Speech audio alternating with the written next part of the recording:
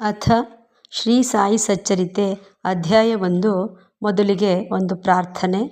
ಶ್ರೀ ಗಣೇಶನಿಗೆ ಪ್ರಣಾಮಗಳು, ಶ್ರೀ ಸರಸ್ವತಿಗೆ ಪ್ರಣಾಮಗಳು, ಶ್ರೀ ಗುರುವಿಗೆ ಪ್ರಣಾಮಗಳು, ಶ್ರೀ ಕುಲದೇವತೆಗೆ ಪ್ರಣಾಮಗಳು, ಶ್ರೀ ಸೀತಾರಾಮಚಂದ್ರನಿಗೆ ಪ್ರಣಾಮಗಳು, ಶ್ರೀ ಸದ್ಗುರು ಸಾಯಿನಾಥನಿಗೆ ಪ್ರಣಾಮಗಳು. ಬುದ್ಧಿವಂತರು ಯಾವುದೇ ಕಾರ್ಯವನ್ನು ಪ್ರಾರಂಭಿಸುವ ಮೊದಲು ತಮ್ಮ ಇಷ್ಟ ದೇವರನ್ನು ಸ್ತುತಿ ಮಾಡಿ ತಮ್ಮ ಕಾರ್ಯ ನಿರ್ವಿಘ್ನವಾಗಿ ಪೂರ್ಣವಾಗಲೆಂದು ಅನುಗ್ರಹವನ್ನು ಬೇಡುತ್ತಾರೆ. ಅವರು ಎಲ್ಲ ವಿಘ್ನಗಳೂ ದೂರವಾಗಲೆಂದು ಮತ್ತು ತಮ್ಮ ಕೋರಿಕೆಗಳು ಈಡೇರಲಿ ಎಂದು ಪ್ರಾರ್ಥಿಸುತ್ತಾರೆ. ಎಲ್ಲರಿಗೂ ನನ್ನ ಸಾಷ್ಟಾಂಗ ಪ್ರಣಾಮಗಳು. ಪ್ರಪ್ರಥಮವಾಗಿ ಗಣಪತಿಯನ್ನು ಪೂಜಿಸುವೆನು.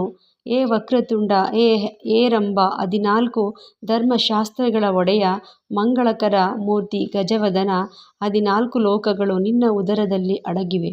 ಆದ್ದರಿಂದ ನಿನ್ನನ್ನು ಲಂಬೋದರ ಎನ್ನುವರು. ಕೈಯಲ್ಲಿ ಹೊಳೆಯುತ್ತಿರುವ ಪಾಶಾಂಕುಶಗಳನ್ನು ನಾಶಪಡಿಸುವುದಕ್ಕೋಸ್ಕರ ಧರಿಸಿರುವೆ. ಹೇ ಗಣಗಳ ಒಡೆಯ ಗಜಾನನ, ವಿಘ್ನಗಳನ್ನು ನಿವಾರಿಸುವವನೇ, ನೋವುಗಳನ್ನು ಪರಿಹರಿಸುವವನೇ, ನನ್ನ ಪ್ರಣಾಮ ವಚನಗಳನ್ನು ಪೂರೈಸುವಂತೆ ಅನುಗ್ರಹಿಸು. ನಾನು ನಿನಗೆ ಸಾಷ್ಟಾಂಗ ನಮಸ್ಕಾರ ಮಾಡುತ್ತೇನೆ.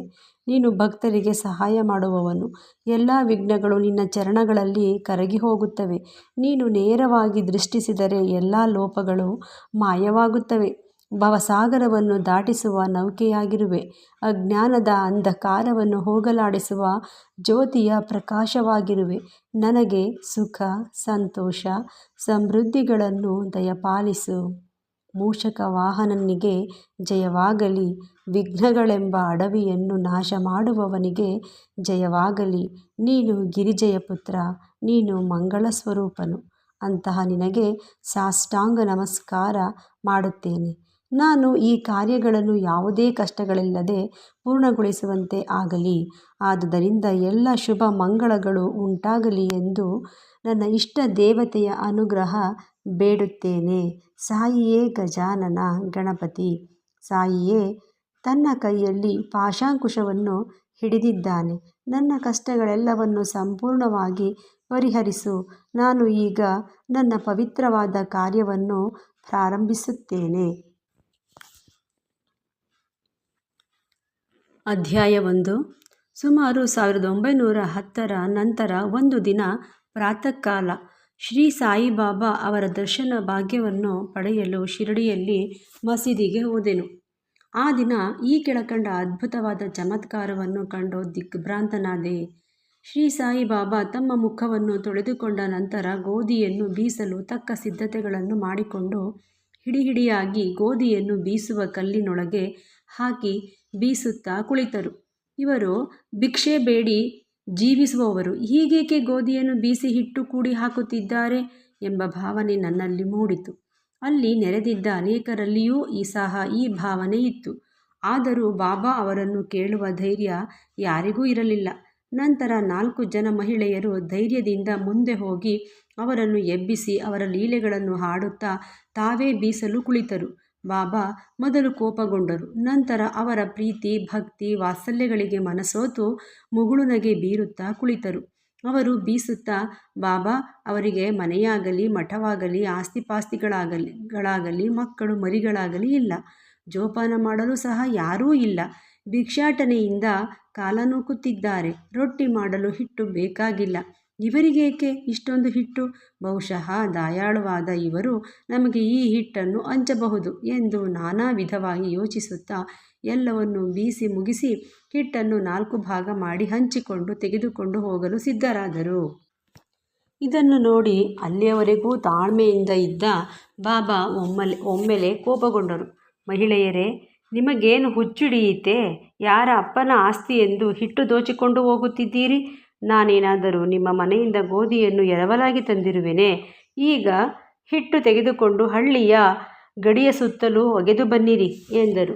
ಈ ಮಾತನ್ನು ಕೇಳಿ ಅವರು ಗಾಬರಿಗೊಂಡು ತಮ್ಮಲ್ಲಿಯೇ ಪಿಸುಗುಟ್ಟುತ್ತಾ ಬಾಬಾ ಅವರ ಆಜ್ಞಾನುಸಾರವಾಗಿ ಹಿಟ್ಟನ್ನು ಹಳ್ಳಿಯ ಸುತ್ತಲೂ ಚೆಲ್ಲಿ ಬಂದರು. ಆಗ ನಾನು, ಬಾಬಾ ಹೀಗೇಕೆ ಮಾಡಿದರು ಎಂದು ಶಿರಡಿವಾಸಿಗಳಲ್ಲಿ ಪ್ರಶ್ನಿಸಿದೆ. ಅವರು, ಕಾಲರಾ ಅಂಟುಜಾಡ್ಯವು ಹಳ್ಳಿಯಲ್ಲಿ ಹರಡಿದೆ, ಅದಕ್ಕೆ ಇದು ಬಾಬಾ ಅವರ ಚಿಕಿತ್ಸೆ. ಹಿಟ್ಟು ಮಾಡಿ ಚೆಲ್ಲಿದುದು ಗೋಧಿಯನ್ನಲ್ಲ, ಕಾಲರಾ ಕ್ರಿಮಿಗಳನ್ನು ಪುಡಿ ಮಾಡಿ ಹಳ್ಳಿಯಿಂದ ಆಚೆಗೆ ಚೆಲ್ಲಿದ್ದಾರೆ. ಇದರಿಂದ ಕಾಲರಾ ಜಾಡ್ಯವು ಕಡಿಮೆಯಾಗಿ ಈಗ ಜನರು ಸುಖವಾಗಿರುತ್ತಾರೆ ಎಂದರು. ಈ ವಿಷಯವನ್ನು ಕೇಳಿ ನಾನು ವಿಸ್ಮಯಗೊಂಡೆ. ಆಗ ನನ್ನಲ್ಲಿ ನಾನೇ, ಗೋಧಿ ಹಿಟ್ಟಿಗೂ ಕಾಲರಾಕ್ಕೂ ಇರುವ ವ್ಯಾವಹಾರಿಕ ಸಂಬಂಧವಾದರೂ ಏನು? ಈ ಘಟನೆ ವಿವರಣಾತೀತ. ನಾನು ಬಾಬಾ ಅವರ ಲೀಲೆಗಳ ಬಗ್ಗೆ ಬರೆಯಲೇಬೇಕು ಮತ್ತು ಅವರ ಮಧುರ ಲೀಲೆಗಳನ್ನು ಮನದಣಿಯುವಂತೆ ಹಾಡಲೇಬೇಕು ಎಂದು ಯೋಚಿಸಿದಾಗ ನನ್ನ ಹೃದಯದಲ್ಲಿ ಸಂತೋಷ ತುಂಬಿ ತುಳುಕಾಡಲು ಪ್ರಾರಂಭವಾಯಿತು. ಈ ರೀತಿ ಸಾಯಿ ಸಚ್ಚರಿತೆ ಬರೆಯಲು ನನಗೆ ಸ್ಫೂರ್ತಿ ಬಂದಿತು. ಬಾಬಾ ಅವರ ಕೃಪಾದೃಷ್ಟಿ ಮತ್ತು ಆಶೀರ್ವಾದದ ಫಲದಿಂದ ಈ ಕೆಲಸ ಯಶಸ್ವಿಯಾಗಿ ಮುಗಿಯಿತು ಎಂಬುದನ್ನು ನಾವು ಬಲ್ಲೆವು. ಬೀಸುವುದರ ತತ್ವ. ಈ ಮೇಲ್ಕಂಡ ಘಟನೆಗೆ ಶಿರಡಿವಾಸಿಗಳು ಕೊಟ್ಟ ಅರ್ಥವಲ್ಲದ ಈ ಮಹೋನ್ನತ ತತ್ವದರ್ಶನವು ಅದರ ಮತ್ತೊಂದು ಅರ್ಥವಾಗಿದೆ. ಸಾಯಿಬಾಬಾ ಶಿರಡಿಯಲ್ಲಿ ಸುಮಾರು 60 ವರ್ಷಗಳ ಕಾಲ ವಾಸಿಸಿದ್ದರು. ಈ ಕಾಲದಲ್ಲಿ ಅವರು ಈ ತರಹದ ಬೀಸುವಿಕೆಯ ಕಾರ್ಯವನ್ನು ಪ್ರತಿದಿನವೂ ಮಾಡುತ್ತಿದ್ದರು. ಅವರು ಬೀಸುತ್ತಿದ್ದುದು ಬರೀ ಗೋಧಿಯನ್ನಲ್ಲ, ಅಸಂಖ್ಯಾತ ಭಕ್ತರ ಪಾಪಗಳನ್ನು ಮತ್ತು ಅವರ ಮಾನಸಿಕ ಹಾಗೂ ದೈಹಿಕ ಜಿಗುಪ್ಸೆಗಳನ್ನು. ಕಾರಣ, ಈ ಬೀಸುವ ಕಲ್ಲುಗಳು ಕರ್ಮ ಮತ್ತು ಭಕ್ತಿಯನ್ನು ಸೂಚಿಸುತ್ತವೆ. ಮೇಲಿನ ಕಲ್ಲು ಕರ್ಮವನ್ನು, ಕೆಳಗಿನ ಕಲ್ಲು ಭಕ್ತಿಯನ್ನು ಸೂಚಿಸುತ್ತದೆ. ಬೀಸುವ ಕಲ್ಲಿನ ಹಿಡಿಯೇ ಜ್ಞಾನ. ನಮ್ಮನ್ನು ನಾವು ಸಂಪೂರ್ಣವಾಗಿ ಅರಿತುಕೊಳ್ಳಬೇಕಾದರೆ ನಮ್ಮಲ್ಲಿರುವ ಪಾಪ, ಅಸೂಯೆ, ಆಸೆ ಮತ್ತು ಸತ್ವರಜಸ್ಸು ತಮೋಗುಣಗಳನ್ನು, ಅಹಂಕಾರ